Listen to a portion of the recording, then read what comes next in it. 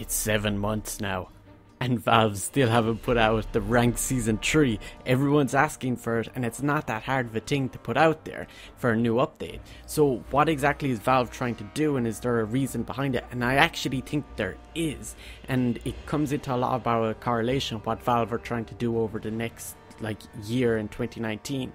They started off at the start of the year, just last week.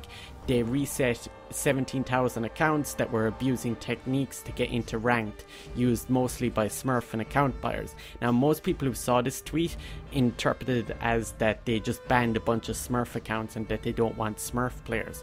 Well, as a matter of fact, this is not true.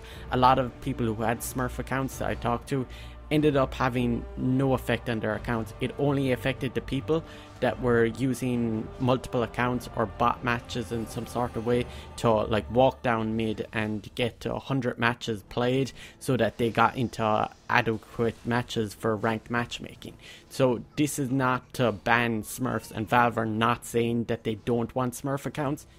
Yesterday, Valve released a performance report for Steam in 2018. One of the really interesting metrics was how they compared the geographics from 2012 to 2018 and showed massive growth in the Asian region, which also includes China. Now, this is not the only business Valve is doing in China in 2019. They're also having the International 9 in China.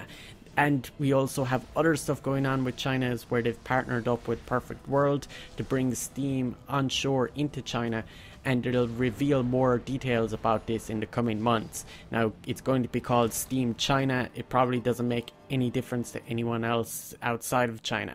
Now, what's also important is that there's a Chinese major going on this weekend, but it's like $1 million, and then we also have the International 9, the 25th of August is the grand finals of that. So same dates as last year. But this one thing that's really missing here is that Dota has always had times of where the player base has peaked up and gone down and up and down. And around February and March is usually a point of where the peak goes upwards. And what happens during that point is the Chinese New Year. So the Chinese New Year this year is February 5th, which also comes in pretty close to where we have True Sight today, this day video is going up. And the Chinese New Year is pretty close to this Chinese major that's on this weekend. So there's a heavily orientated towards around this date and getting as many players as possible, because a lot of reason why the numbers have gone down and people were last year saying oh, it's a dead game or whatever, is actually because a number of the players that went down, which was about 10 or 15%, was mainly due to Chinese players playing less. And the metrics for this were mainly coming from SteamDB. Tell me down in the comments, what do you think about Valve pursuing China for new players for potentially Dota as well, not just Steam? And also take into account that 25% of people who have access to the internet are living in China right now. In terms of tournaments, there's going to be a whole bunch during February and March, which is this peak point that Valve are trying to hit. But we also have 4 more majors and 3 more minors. But majors play a massive role in the amount of points that teams get, so it's really important to go and watch those if you are interested in the pro scene overall. They're very important games. Not only that, but there's a bunch of tournaments that are going on that are not actually to do with the DPC at all.